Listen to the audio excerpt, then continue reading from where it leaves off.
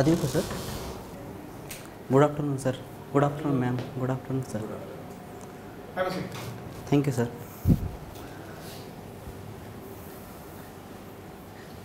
थोडी तुमची ओळख करून द्या. सर माझं नाव गोकुळ. मी कळंब तालुका जिल्हा उस्मानाबाद इथून आलो आहे. माझं 10वीचं शिक्षण तिथंच झालेलं आहे कळंब तालुक्याला. नंतर 11वी 12वी राजर्षी शाहू महाविद्यालय लातूर येथून झालेलं आहे आणि त्याच्यानंतर graduation college of engineering Pune येथून झालेलं आहे. BTech मेकॅनिकल इंजिनिअरिंगमध्ये. हो सर.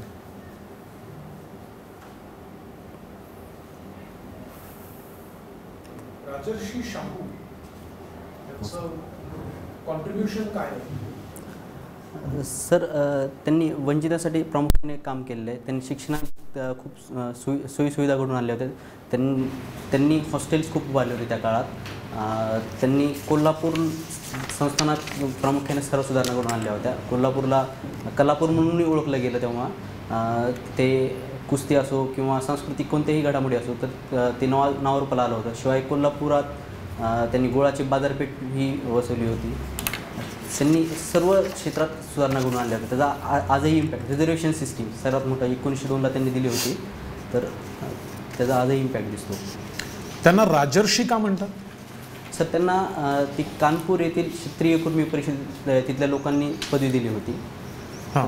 अगोदर सर मला आत्ता आठवतं की राजर्षी शाहू फक्त महाभारतात ते सॉरी सर मला आठवत नाही आता. रामायणमध्ये ते वाल्मिकींना दिलेली वाटतं सो पदवी. त्याच्यानंतर त्यांनाच दिलेली. आतापर्यंत कोणाला दिलेली नाही आहे पदवी राजर्षी म्हणून.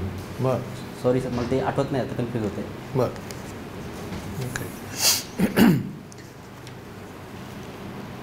COEP मधनं मेकॅनिकल इंजिनिअरिंग केलेलं आहे. हो सर. 2016मध्ये. हो. मेकॅनिकल इंजिनिअरिंगचे 1-2 प्रश्न विचारलेले चालतील? हो सर. प्रयत्न करेल देण्याचा उत्तर. ओके. थर्मोडायनॅमिक्सचा 0th लॉ काय आहे? थर्मोडायनॅमिक्सचा एनर्जी एका वन फॉर्म टू सेकंड फॉर्ममध्ये ट्रान्सफर होत नाही. त्याला होत नाही. हां वन म्हणजे सॉरी सर आता कन्फ्यूज होते मला. ते फर्स्ट लॉ आहे. सॉरी नाही पण होत नाही असा लॉ आहे? नाही नाही नाही. Energy can be transfer energy total energy same राहते. फर्स्ट लॉ आहे. कन्फ्यूज होते सर मला आता. बरं. मग दुसरा कुठलाही लॉ सांगा. एकूण किती आहेत? एकूण 0th लॉ आहे, फर्स्ट लॉ आहे, सेकंड लॉ आहे आणि थर्ड लॉ पण आहे. म्हणजे एकूण 4 आहेत. हो. त्यातला तुम्ही एक सांगितलात. अजून कुठलाही दुसरा सांगितला तरी चालेल. सर सेकंड लॉबद्दल आठवते आता. त्याच्यातून entropy system entropy concept develop झाली होती. Total heat energy can't be convert into the work in a system. याच्याशी रिलेटेड सेकंड लॉ आहे. बरं. यंग्स मॉड्युलस म्हणजे काय? सर ते इलॅस्टिसिटीशी संबंधित आहे. म्हणजे सॉरी सर तेवढं दाखवत होतं. बरं. या विषयातला शेवटचा प्रश्न. तुमचा प्रोजेक्ट काय होता? Final year project? सर ते रेफ्रिजरेशनशी संबंधित होता. सॉरी कशा संबंधित? रेफ्रिजरेशन. ओके. रेफ्रिजरेशनमध्ये आपण जे HCFC म्हणजे R134A फ्युअल वापरतो. तर तेव्हा आम्ही ते LPG वापरून रेफ्रिजरेशन करण्याचा प्रयत्न केला होता. अच्छा. तर तेव्हा ते HCFC खूप ग्लोबल वॉर्मिंगला अफेक्ट करते म्हणून चर्चा होती. तर आणि LPG तेव्हा कम्पॅरिझनली कमी कॉस्ट होतं आणि शिवाय ते म्हणजे ॲज कम्पेअर टू ते कमी ग्रीन हाऊस इफेक्ट करत होतं. त्यामुळे आम्ही ते प्रयोग केला होता LPGचा. बरं. कोणते 2 इश्यूज तुम्हाला आत्ता महत्त्वाचे वाटत आहेत गेल्या 3 दिवसामध्ये वाचलेले? सर आता ते रिन्युएबल एनर्जीबद्दल खूप चालू आहे चर्चा. ते व्हेकल पुण्यात परिषद झाली होती. हां. तर त्याच्याबद्दल एक वाचण्यात आलं आहे. कोणी अरेंज केली होती ती? सर ते ऑटोमोबाईल इंडस्ट्री होते वाटतं. आणि कोण कोण त्याच्यात पार्टिसिपेट करत होतं? सर सर्वजण होते. म्हणजे जे इंडस्ट्रियल लोक होते. परत आपले एन्व्हायरमेंटल मिनिस्टर त्यांनी पण पार्टिसिपेट केलं होतं. आणि काही ॲडमिनिस्ट्रेटर पण होते. दिल्लीवरून ॲडमिनिस्ट्रेटर आले होते असं पण वाचलं आहे सर. ब्लू हायड्रोजन आणि ग्रीन हायड्रोजनमध्ये फरक काय आहे? सॉरी सर नाही माहिती. हायड्रोजन ॲज अ फ्युअल हे तुम्ही ऐकलेलं असणार. हो सर. बरं. बायोफ्युअल आणि हायड्रोजनमध्ये काय फरक आहे?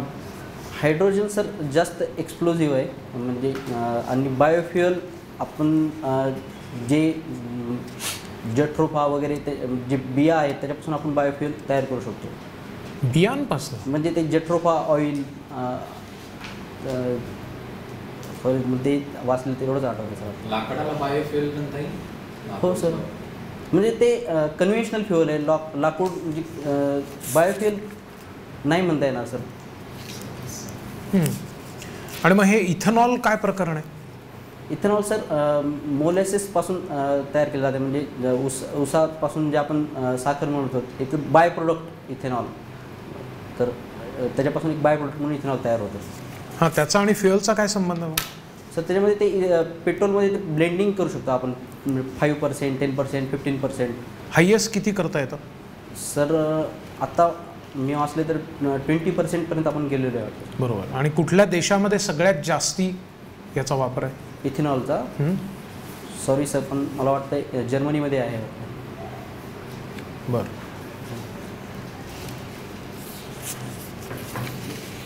उन्नत भारत अभियान काय आहे?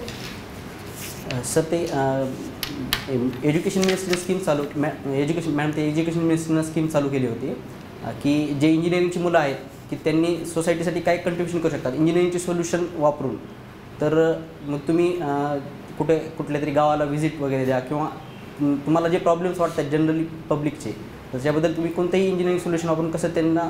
तुम्ही काय मॅडम आमच्या कॉलेजने ना एक खाळद म्हणून एक विलेज आहे जवळपास, तर ते तिथे गेले होते. ते बायोगॅस प्लांट उभारला होता, कॉलेजतर्फे उभारला होता, तर त्याच्याबद्दल माहिती आम्हाला देण्यासाठी घेऊन गेले होते. तर मग बायोगॅस प्लांट, गोबर गॅस प्लांट कसा उपयोगी ठरू शकेल, म्हणजे वेस्ट टू वेल्थ, आणि त्याच्यासाठी मग लोकांना अवेअरनेस. सोल्युशन सांगितलं तिथल्या समस्यांना, असं काही नाही, तिथं आम्ही व्हिजिट दिली होती. तर तिथं मग आम्ही तिथल्या शाळेला पण व्हिजिट दिली होती. मग शाळेत तुम्ही कसे डिजिटल शाळा चालू करू शकता, किंवा मग सोलार पॅनल म्हणजे रिन्युएबल एनर्जीचा पण कसा उपयोग होऊ शकतो. ॲज आम्ही प्रोजेक्ट कोणता करून दिला नाही, कॉलेजने बायोगॅस फ्युअल प्रोजेक्ट करून दिला होता. हां, व्हिजिट केली होती, आणि त्याच्याबद्दल मग माहिती सांगायची त्यांना तिथे आम्ही त्यासाठी गेलो होतो. तर उन्नत भारत अभियानचा जो मोटो आहे किंवा जे उद्देश आहे की इंजिनियर्सनी जास्तीत जास्त देशासाठी काम करावं, कॉन्ट्रीब्यूट करावं, तुम्ही तर तसं करतच नाही. इंजिनिअरिंग करून ते सोडून तुम्ही इकडे ॲज अन इंजिनियर तुम्ही कसं काय कॉन्ट्रीब्यूट करता? इंजिनिअरिंगचा म्हणजे जे इंजिनिअरिंगमध्ये असं जे प्रोजेक्ट केले होते समजा, तर तिथं काही शिकलो आम्ही, ते आम्ही प्रशासनात पण वापरू शकतो. जसं आम्हाला ॲनालिटिकल ॲबिलिटी डेव्हलप झालेली असते, किंवा ऑब्जेक्टिव्हिटी, सायंटिफिक थिंकिंग, कोणत्याही गोष्टीकडे सायंटिफिकली कसं बघणं. तर आम्ही जे प्रशासनात जे डेटा आहे त्याचा प्रशासनात कोणत्या पद्धतीने वापर करू शकतो, तर ते ॲनालाइज करून एक रिझल्ट ओरिएंटेड पॉलिसी इम्प्लिमेंट करण्याचा जास्त प्रयत्न करू शकतो. NSS मध्ये काय काम?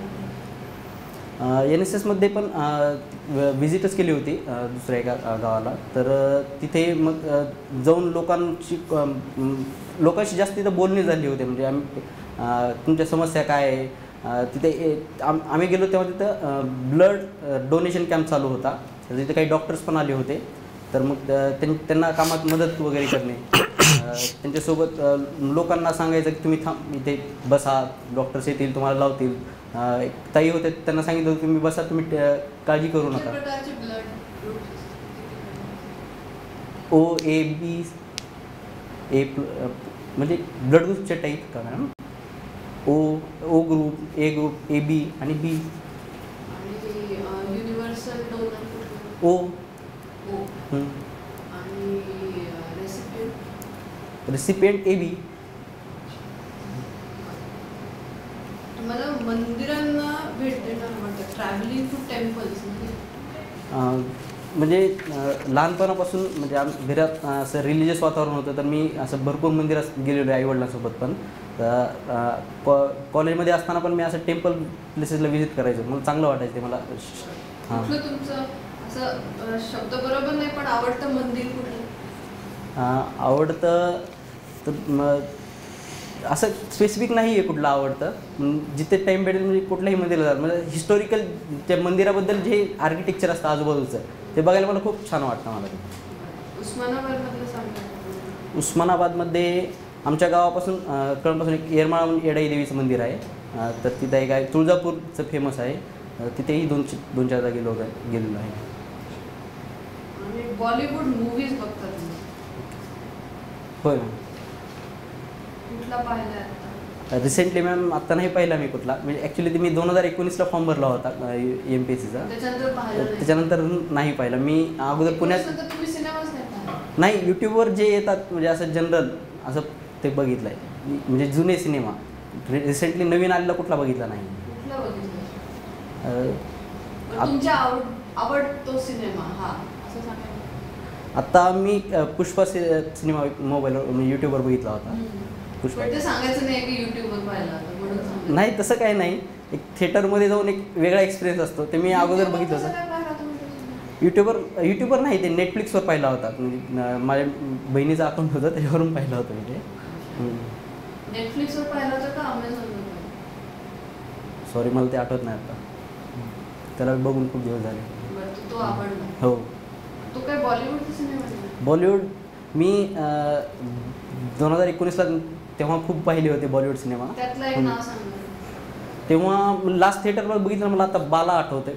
बाला ते आयुष्मान खुरानाचा होता, जे बालनेसवर डिपेंड करतो. अच्छा. हां, तो पाहायला गेलो होतो मी. काय आहे त्याच्यातून, काय सांगितलं की तुम्ही असं आहे ते ॲक्सेप्ट करा तुमची रिॲलिटी. तुम्ही स्वतःला बदलण्याचा जास्त चेंज करू नका. तुम्हाला जग कसं बघता याच्याविषयी तुम्ही जगाकडे कसं बघता हे तुमच्यावर डिपेंड आहे. तुम्ही स्वतःला अंडर एस्टिमेट करू नका. कॉन्फिडेंटली सामोरे जा जगाला. एक मेसेज दिला होता.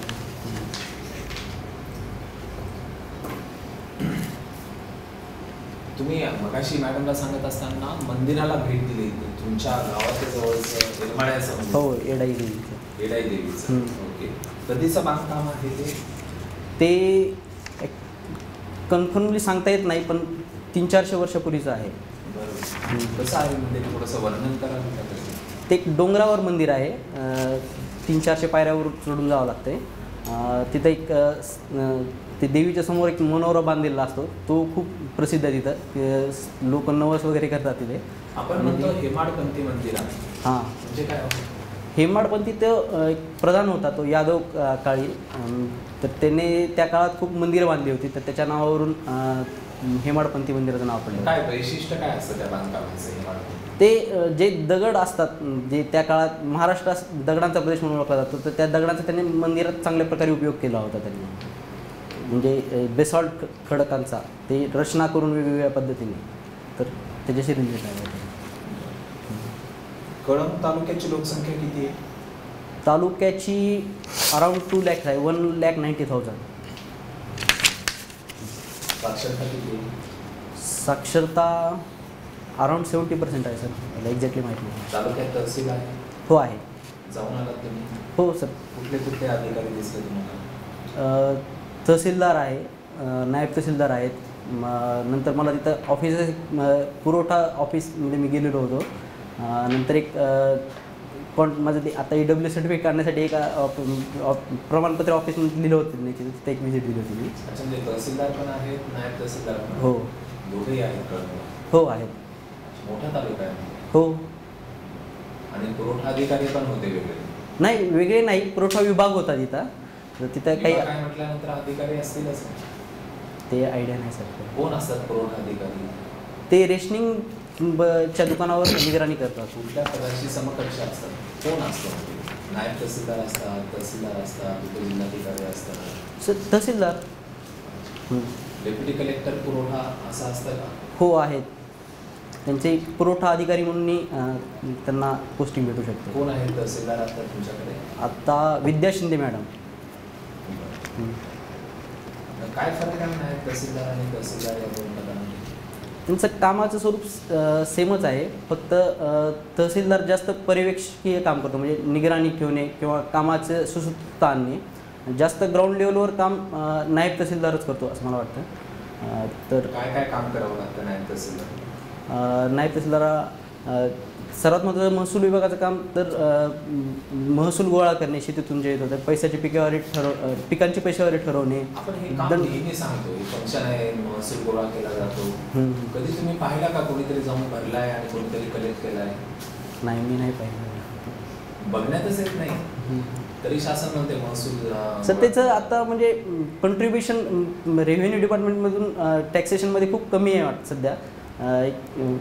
GST थ्रू जास्त येतं, त्यामुळे ते आपल्याला जास्त दिसत नाही. आता अगोदरच्या गावात एखादा माणूस जाताना दिसला पाहिजे ना, का कुठे चालणार आहे बाबा मी महसूल भरायला चाललो, असं दिसतच नाही कोणी. नाही सर, भरतात पण आता काही ऑनलाईन सिस्टीम झाले असतील.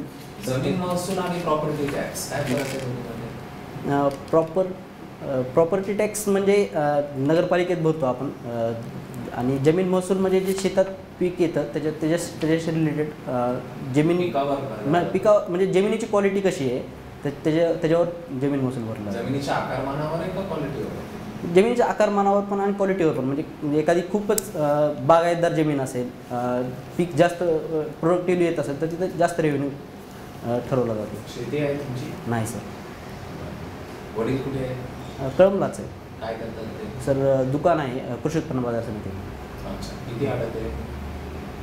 म्हणजे आडत किती आहे? पर्सेंटेज 2.5%. 2.5% आहे अजून? हो. वर्षानुवर्ष 2.5% असेल. ठरवलेलं आहे सर ते मार्केट कमिटीने. तर काय वाटतं तुम्हाला 2.5% वाढायला पाहिजे का अजून? हाय, ठीक आहे सर. कधी आडत कोणाकडनं वसूल होते? शेतकऱ्यांकडनं, म्हणजे जे आम्ही मिडलमॅन म्हणून काम करतो आणि जे मोठे खरेदीदार असतात त्यांना माल विकतो, तर त्या शेतकऱ्यांचं जे माल जे माल ज्या किमतीला माल विकला जातो तर त्याच्यावर शेतकऱ्यांकडनं ते वसूल केली जातं. तोलाई किती आहे? सॉरी सर, ते नाही. तोलाई म्हणजे कळालं नाही सर. जे तोलतात ना तिथे त्यांना तोलाई द्यावी लागते ना मार्केट कमिटीच्या नियमानुसार. काट्यावर जे उभा असतो मार्केट कमिटीचा माणूस, त्याला तोलाई द्यावी लागते ना. मार्केट कमिटी फीस म्हणून भरली जाते, ती तर वेगळी आहे आणि तोलाई पण द्यावी लागते. बरं ठीक आहे. आता हमालाच्या संदर्भात त्यांनी किती वजनाची पोते उचलावी असा एक नियम केला आहे शासनाने. सर ऐकण्यात आलं आहे, पण मला आत्ता एक्झॅक्टली अगोदर सर 100 kgचे पोते होते, आता ते म्हणजे 50 kgचे पोते त्यांनी छोटे छोटे केलेले आहेत आता. 50 आहे का 80 किलो आहे काय? 50 वाटते मला सर. बारदाना म्हणजे काय? बारदाना म्हणजे सर पोतेच, म्हणजे साखरेचा बारदाना. साखरेचा बारदाना कसा वेगळा असतो इतर बारदाण्यापेक्षा? नाही माहिती सर. तुम्ही पाहिला असेल ना? साखरेचा बारदाना नाही पाहिलं सर. आमच्या दुकानात म्हणजे जे शेतातून उत्पादन येतं. असं ऐकलं असेल ना की अरे साखरेचा बारदाना घेऊन चांगला असतो? नाही सर. बारदाना मिळतो का तुमच्याकडे? हो.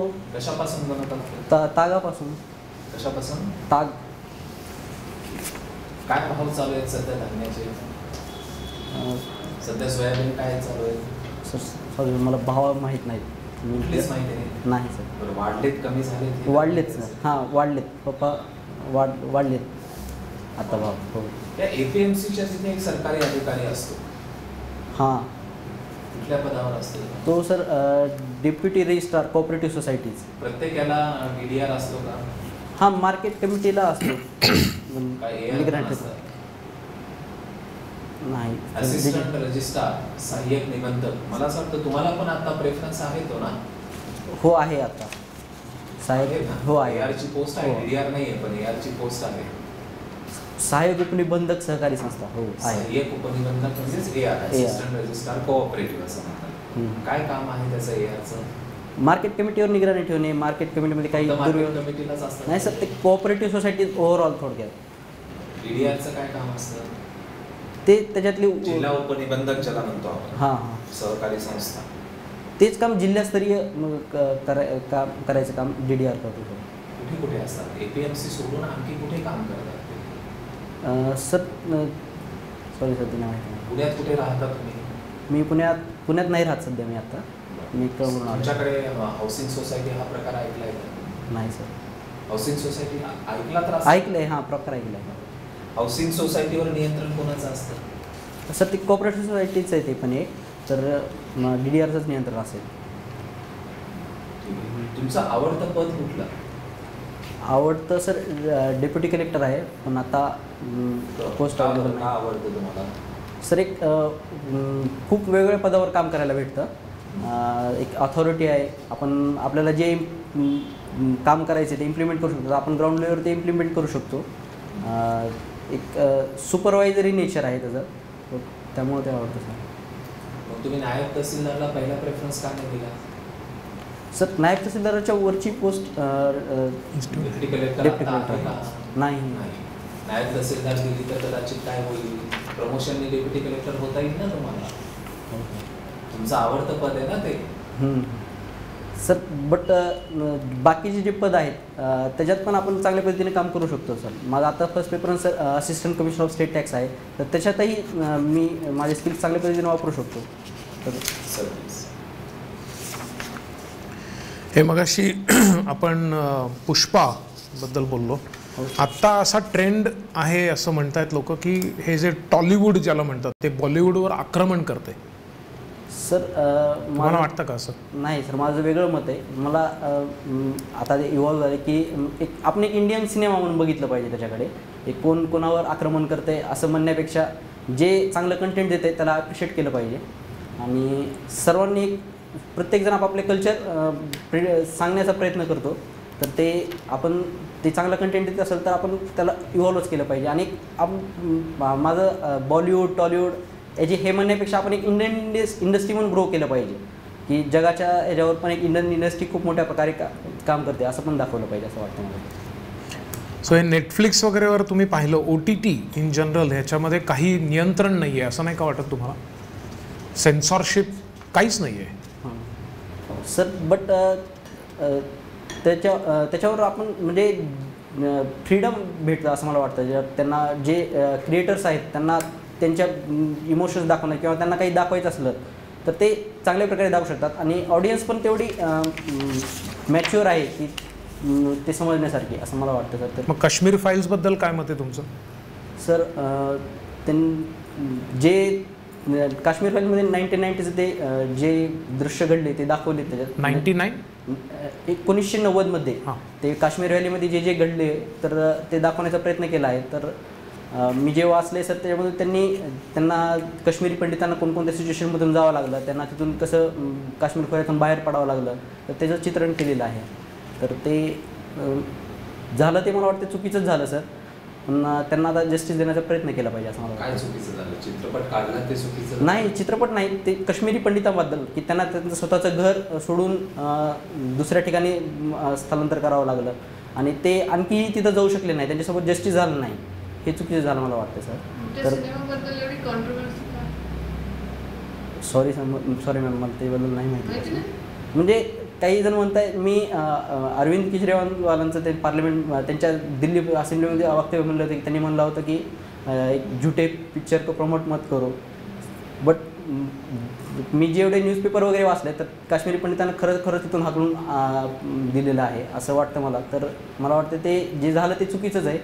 तर आपण प्रत्येकाला पिक्चर काढण्याचं म्हणजे त्यांचं फ्रीडम ऑफ एक्सप्रेशन दाखवण्याचा हक्क आहे असं मला वाटते. तर आपण पण एक बघताना एक मॅच्युअर व्ह्यू जे प्रेक्षक आहोत असं म्हणून बघितलं पाहिजे असं वाटतं मला.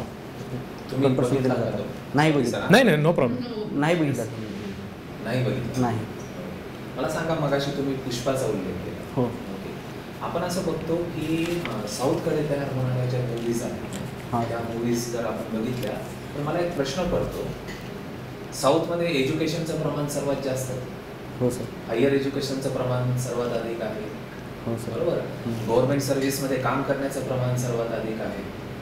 पण हे पिक्चर असं का तयार करतात सगळे असे एकदम लार्जर दॅन लाईफ? त्यांच्याकडे असं थोडंसं कॉन्ट्राडिक्टरी नाही वाटत का?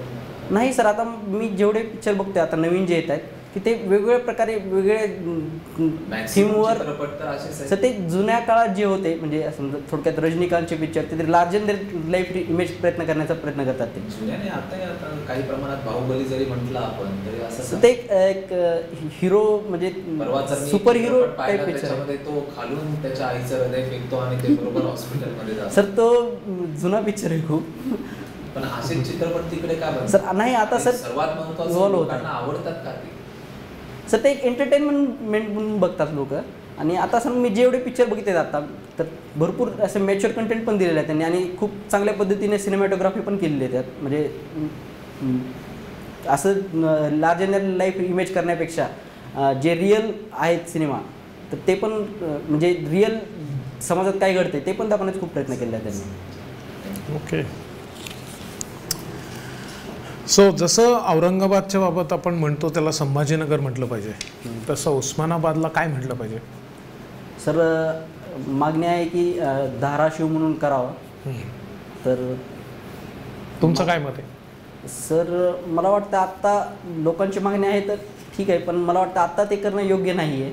कारण एक आपण आता जास्तीत जास्त विकासावर भर दिला पाहिजे आपण, की असं नाव बदलून एक भावनिक वातावरण तयार करण्यापेक्षा जास्तीत जास्त विकासावर भर दिलेलं मला वाटतं चांगलं आहे. बाहेरच्या जगामध्ये पण असं घडलेलं आहे. अनेक नावं ही ओरिजिनल नावं देण्यात आलेली आहेत. सर बट ते मला माहीत नाही कुठे झाले, पण ते डेव्हलप्ड कंट्रीज असतील मोस्टली. आपल्याकडे आणखी मूलभूत समस्या खूप आहेत सर, म्हणजे एज्युकेशन हेल्थशी रिलेटेड. ह्या समस्या सोडून आपण अशा गोष्टीत पडून त्याच्यात सर नाव चेंज करणे म्हणजे प्रशासकीय खर्च पण येतो, फाईलमध्ये चेंज करावं लागतं आहे खूप. म्हणजे ते तो अवॉइड केला पाहिजे. आपण आता ज्या गोष्टींची गरज आहे त्याच्यावर जास्त फोकस केला पाहिजे असं वाटतं मला. उस्मानाबादची शेळी खूप प्रसिद्ध. हो सर. काय म्हणून प्रसिद्ध? सर त्याचं मटण खूप छान चविष्ट लागतं म्हणून ऐकलं मी. अच्छा, तुम्ही व्हेज नॉन व्हेज? व्हेजिटेरियन आहे सर. व्हेजिटेरियन आहे, त्यामुळे तुम्हाला त्याचा काही अनुभव नाही. अच्छा. आणि शेतकऱ्यांना टॅक्स लावावा त्यांच्या उत्पन्नावर, शेती उत्पन्नावर, असं एक प्रवाह आहे, विचार प्रवाह आहे. तुमचं काय मत आहे त्याच्यावर? सर आत्ता तर काही शेतकऱ्यांचं उत्पन्न सर वाढलेलं आहे, म्हणजे जे खूपच बागायतदार आहेत. पण आत्ता मला वाटतं 85% आणखी पण शेतकरी त्यांच्या उपजीविकेसाठी शेती करतात. तर त्यांना टॅक्स लावणं तर मला वाटतं चुकीचं आहे ते. तर आता आपण जे बाकी शेतकरी त्यांच्या विकासावर फोकस केला पाहिजे. टॅक्स थोडंसं म्हणजे आत्ता नाही लावलेलं बरं. पण अशी काही स्लॅब करून करता येऊ शकेल का, की ज्यांचं उत्पन्न एका ठराविक रकमेच्या वर आहे त्यांनाच फक्त टॅक्स लावायचा, सरसकट नाही? तसं करता येईल, ते करता येईल सर, योग्य होईल. कारण नाही तर त्याचा गैरफायदा कितीतरी लोक घेत आहेत. हो सर. हां, ते न्यूज पण वाचल्या होत्या की काही शेतीचं उत्पन्न दाखवून ते टॅक्स नेटमधून वाचतात ते. तर एक लिमिट खूप अप्पर सेट केली पाहिजे पण असं वाटतं मला त्याच्यात. आणि जे फक्त जे सबसिस्टन्स ॲग्रिकल्चर करतात तर त्यांना याच्या बाहेरच ठेवलं पाहिजे सर. Okay, all right, thank you.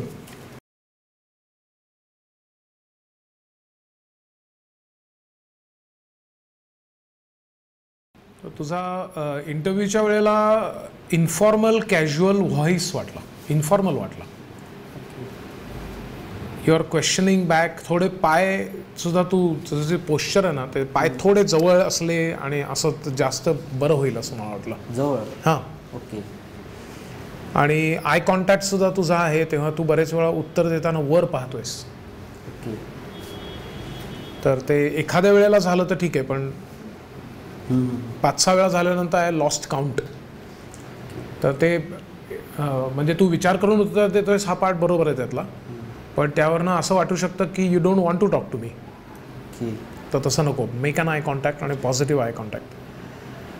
Overall या बाबतीमध्ये ज्याला आपण मॅनेजमेंट ऑफ काय डिमिनर म्हणू, याच्यामध्ये ह्या सगळ्या गोष्टी येतात.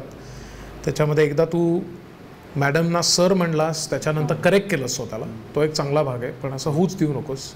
फक्त 20-25 मिनिटाचा प्रश्न आहे आणि जेन्युइनली उत्तर देतो आहेस, त्यामुळे काही वेळा हाताचा चांगला वापर आहे. That is the only thing in the management part. बाकी इंजिनिअरिंगच्या ह्याच्यामध्ये you did better than some other peers of yours. पण तरीसुद्धा थर्मोडायनॅमिक्सचे 4 प्रिन्सिपल्स, यंग्स मॉड्युलस म्हणजे इलॅस्टिसिटीचं आहे बरोबर आहे, पण मग ते काय त्याचा फॉर्म्युला आहे ते तू सांग, त्याचं इक्वेशन म्हणजे त्याचं ॲप्लिकेशन काय आहे ते सांग. रेफ्रिजरेशनच्या बद्दलचं चांगलं उदाहरण होतं, शाहू महाराजांच्या विषयीचं चांगलं उत्तर होतं. OTT बद्दलचं परत मत तुझं सेन्सॉरशिपच्या बद्दलचं मला नीटसं कळलं नाही. म्हणजे censorship if you are going to leave it to the maturity of the audience तर मग why don't you apply the same rule to any other movie. Censorship बोर्डच काढून टाका ना मग. नाही सर, पण एक तर खूप जे थिएटरमध्ये जातात ते चिल्ड्रन्स पण असतात. OTTवर मॅक्झिमम जे आहेत ते अडल्ट्स आहेत सर. तर आजकाल तर बहुतांशी younger people are there on. But they are more than 18 years. नाही, दे आर नॉट. थिएटरमध्ये हे रिस्ट्रिक्शन लावणं सोपं आहे. फिजिकली दिसतं तुम्हाला. घरी मोबाईल घेऊन कोणी पण बघू सर ते ते आहे, पण आईवडील कंट्रोल ठेवू शकतात. लहान मुलांच्या हातात मोबाईल आहे आज. आहे. त्याला नेटफ्लिक्स 199 रुपयाचं सबस्क्रिप्शन घ्यायला किती वेळ लागतो आणि आई वडिलांचा पासवर्ड कळला की संपलं. So think about better answer than just the living it to the maturity of the audience. हे जे फ्युएल रिलेटेड कॉन्फरन्ससाठी सांगितलंस त्याच्या आधी मी तुला मुळात प्रश्न विचारला होता की 1 किंवा 2 महत्त्वाच्या न्यूज सांग. तर वी फोकस्ड ओनली ऑन 1. तर एक सिम्पल सोल्युशन असं आहे की जर 2 किंवा अधिक असा जर प्रश्न विचारला असेल तर आधी त्याचं हेडिंग सांग की मी 2 न्यूज महत्त्वाच्या सांगू इच्छितो. त्यातली एक फ्युएलबद्दल होती आणि दुसरी श्रीलंकेबद्दल होती, पाकिस्तानबद्दल होती, नेपाळबद्दल होती, GDP बद्दल जे काय असेल ते. पण ते आधी सांग आणि then get into the first. नाहीतर काय झालं, आपलं ते डिस्कशन झालं आणि दुसरं तिसरं तुझ्या डोक्यात आहे नाही, तुला माहिती आहे, आठवत आहे नाही, मला काहीच कळलेलं नाही. राईट. सो ती मिस्ट्री राहता कामा नये. Green hydrogen, blue hydrogen, grey hydrogen बऱ्याच वाक्य येत आहेत. ते जर का तू वाचून ठेवलंस तर चांगलं आहे. त्यांनी आय डोंट थिंक मार्क जातील. पण हायड्रोजन, बायोफ्युएल, आणि हा प्रश्न खूप ट्रिकी आहे. वूड बायोफ्युएल आहे का is a very tricky question. आणि त्याचं उत्तर तू म्हणजे ज्या तऱ्हेने दिलेलं आहेस दॅट इज नॉट करेक्ट. इथेनॉलच्या बद्दलचा again you miss the point की आपण इथेनॉल का बोलतो आहोत. आपण फ्युएलवरनं सुरुवात केली ना. So naturally I was asking about ethanol in light of fuel. So ते आपण कसं वापरतोय. मग तुला माहिती आहे हे नंतर कळलं की 15% पर्यंत 20% अपर लिमिट आहे. ब्राझीलमध्ये जास्ती वापरलं जातं, जर्मनीत नाही. कारण तिथे स्वतः म्हणजे त्या देशात ऊस प्रचंड रिन्युएबल एनर्जीवर. करेक्ट. मग जर्मनी तू म्हणलास म्हणून मग खरं आपण न्यूक्लिअरवर जाऊ शकलो असतो. तिथले न्यूक्लिअर सगळे पॉवर प्लांट्स त्यांनी बंद केलेत कॉन्शियसली. राईट. आणि त्यांची डिपेंडन्सी 70% रशियावर आहे आत्ता. त्यांचं भयंकर हात दगडाखाली अडकलेले आहेत. त्यांना युद्ध करताही येत नाही आणि त्यांना त्यांचं सो दोज थिंग्स कुड have also developed in the interview. ते झालं नाही आपलं आज.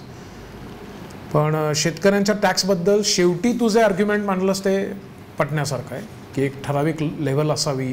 ती अशी असं सबसिस्टन्स ॲग्रिकल्चरवाल्याला नको. हा पार्ट समजण्यासारखा आहे. धाराशिव याचं अगेन उत्तर तू व्यवस्थित दिलं. फक्त हे सांग की धाराशिवच्या नंतर निजाम मीर उस्मानच्या वरनं ते उस्मानाबाद झालं, ते कधी झालं हे सांगता आलं तर अजून छान वगैरे. पण those are my comments for you.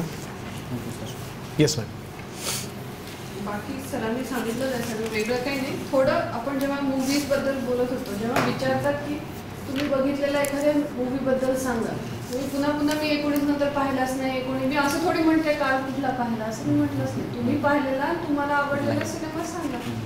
आता त्यानंतर पुन्हा सांगितलं कुठला तो पुष्पा काही 19च्या आधीच नाही. सो जेव्हा स्पेसिफिक प्रश्न विचारतात की तुम्हाला आवडलेला सिनेमा तर हा तो सिनेमा नाव सांगितलं संपलं. मग का विचारलं तर मग ते सांगता आलं पाहिजे. पण इतकं स्ट्रेट उत्तर आहे त्याचं.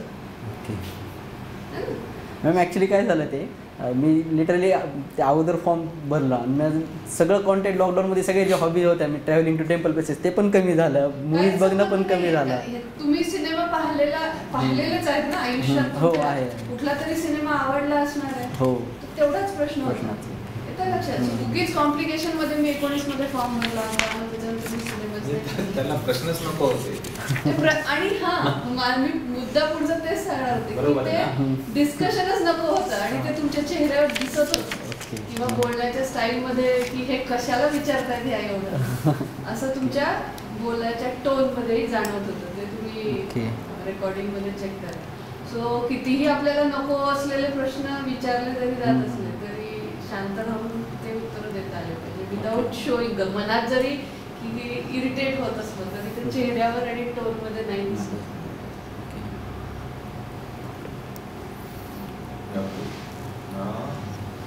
गोकुळ ना, गोकुळ मी आधी काही प्रश्न सांगतो जिथे जिथे मला असं वाटतं की इम्प्रुव्हमेंटची आवश्यकता होती. सरांनी विचारलं होतं की इंटरव्ह्यूची तयारी याच्यापूर्वी केली असेल किंवा आता केली असेल, तर त्याच्या उत्तराची सुरुवात करत असताना तू म्हणालास की नाही स्पेशल असं काही नाही, आपली रेग्युलरच तयारी म्हणजे असा तो कॅज्युअल वाटलं नाही. तू शब्द तसे वापरले, स्पेशल असं काही नाहीच. तर आपण कॅज्युअल वाटू नये. हो सर मी केली आहे आणि या पद्धतीने केली आहे, म्हणजे तुम्ही इम्पॉर्टन्स देताय ना परीक्षेला, तर त्यांना असं वाटेल की अरे आम्हाला उगाच आणून बसवलंय. नायब तहसीलदार आणि तहसीलदार तुम्ही मुलं पदांची तयारी का करत नाही मला कळत नाही, त्यावरच प्रश्न असणार आहे. आणि इतका सोपा भाग आहे तहसीलदार आणि नायब तहसीलदार. आता याच्यापूर्वी कुठल्याही आपल्या मित्राला किंवा कोणत्या ओळखीच्या व्यक्तीला जर सांगायचं असेल ना एमपीएससी करायची का, तर त्याला म्हणायचं की आधी पदांची माहिती वाच, कुठली कुठली पद आहेत आणि मगच जा. आवडतं पद कुठलं, ते डेप्युटी कलेक्टर आवडत आहे. मग मी तुला विचारलं की अरे मग नायब तहसीलदार का नाही दिली नाही. मग तू म्हटलास की SC/ST वर पण मी चांगलं काम करू शकतो. आपण म्हणू शकतो असतं सर नायब तहसीलदार द्यायला मला आवडलं असतं, पण अर्थातच मला वर्ग 1चं पद हवं. SC/ST जरी आता मला मिळाली तरी त्याच्या पुढची परीक्षा मी उपजिल्हाधिकारी पदासाठीच देणार, असं काहीतरी त्याला आपण सपोर्टिंग मानू शकतो. एकंदरीत तुझा जो इंटरव्ह्यू आहे ना, तर तो APMC वरचे प्रश्न, एअर पोस्ट आहे तुम्हाला, असिस्टंट रजिस्ट्रार आहे, DDR नाही, DDR पण पोस्ट चांगली आहे. DDR क्लास 1 आहे, पण डेप्युटी कलेक्टरला तहसीलदारला जशा प्रकारचे मॅजिस्ट्रेट पॉवर आहेत ना तशा प्रकारचे पॉवर DDRला असतात. इतकी चांगली पोस्ट आहे. एनिवे, तर त्याची माहिती असायला हवी आपल्याला, कारण तुम्हाला आहे आता ती प्रेफरन्स. आणि APMC तुम्ही उल्लेख केलेला आहे म्हणून त्याच्यावरचे प्रश्न आलेले, थोडीशी माहिती त्या संदर्भात विचारून घ्यावी. फक्त DDR किंवा ARच APMCच्या संपर्कामध्ये येतो असं नाही आहे. कलेक्टर येतो, डेप्युटी कलेक्टर येतो, SDM येतो, या सगळ्यांना APMCचा संबंध येतो. त्यामुळे अधिकारी असणाऱ्यांपैकी कोणीही त्याच्यामध्ये असू शकतो. AR असल्यामुळे आपल्याला माहिती की जी पदं असतात त्याच अधिकाऱ्यांना निमंत्रित केलं जातं, त्याच्यामुळे एखादा DDR असू शकतो पॅनलवर. तर एकंदरीत तुझा इंटरव्ह्यू कशा प्रकारचा आहे? नाही सॉरी अजून एक म्हणजे काल सरांनी एकाला APMCच्या संदर्भाने कृषी कायद्यांच्याबद्दल क्वेश्चनिंग खूप केलं होतं. So you may want to just prepare for that. कारण काल त्याच्याबद्दल म्हणजे आज त्याच्याबद्दल काहीच आपले डिस्कशन झालं नाही, पण 3 कृषी कायदे काय होते, त्याचा APMCशी काय संबंध आहे, मग स्वामीनाथन आयोग, नंतर MSP, असे सगळेच प्रश्न झालेले होते. ते आज फक्त प्रॉब्ली व्हरायटी म्हणून ते कव्हर नाही झाले आज, पण you must think about it because you have written it there. Okay sir. Yes sir. एकंदरीत तुझा इंटरव्ह्यू कसा आहे, तुला प्लस पॉईंट भरपूर आहे. ज्या पद्धतीने आलाय, ज्या बॅकग्राऊंडमधनं तू आलेला आहेस, ओके, आणि तुझी बोलण्याची जी पद्धत आहे ना, तर ती काय करू शकते, समोरच्या लोकांच्या मनामध्ये सिंपथी निर्माण करते. त्या सिंपतीला तू मुलाखतीमध्ये कॅपिटलाइज करण्याचा प्रयत्न करू शकतो. जे जाणून बुजून करायचं असं नाही, पण निदान प्रश्नांची उत्तरं व्यवस्थित देणे. जिथे माहिती नसेल तिथे आपण थांबणे, चुकीची उत्तरं देणार नाही, कॅज्युअल अप्रोच आपला वाटणार नाही, एवढे पथ्य जरी पाळले ना तरी मुलाखतीला चांगल्या प्रकारची मार्क मिळू शकतात. त्यामध्ये जर आपण अंडर प्रिपेअर्ड असू किंवा अजिबातच एखादा सेक्शन आपण कव्हर केलेला नसेल, तर मग जी काही सिंपत्ती पहिल्या 5-10 मिनिटांमध्ये आपल्याला मिळाली आहे ती सिंपत्ती सगळी निघून जाईल. ती मिळण्याची शक्यता जास्त आहे. तुझा बोलण्याची स्टाईल त्यांना आवडू शकते किंवा तुझी एकंदरीतच पर्सनॅलिटी जी आहे ती त्यांना आवडू शकते, तर त्याला कॅपिटलाइज तू करू शकते. आणि ही खूप मोठी गोष्ट आहे. Okay, all the best. थोडा अडखळत बोलतो हे म्हणजे तुझ्या विचार करून बोलल्यामुळे येत असं वाटतं मला. ते सवयीचा भाग आहे का? हां म्हणजे असंच बोलतो तू काही प्रॉब्लेममुळे नाही नाही नाही असंच बोलतो मी, म्हणजे ठीक प्रॉब्लेम नाही काहीच. तर मग ते थोडं काम करतो. ओके बघ तुझी पण थोडं स्पष्ट अजून बोल. स्पष्ट. मे बी आत्ताच्या ह्याच्या डिस्टन्स किंवा ते ह्याच्यामुळे वाटलं असेल. मी तो तसंच बोलतो. हां बरोबर तसंच बोल. ना? हो फक्त थोडं मोठ्याने बोल, स्पष्ट बोल. Okay sir. ठीक आहे. Thank you sir. हां ओके, गुड लक. हो थँक्यू.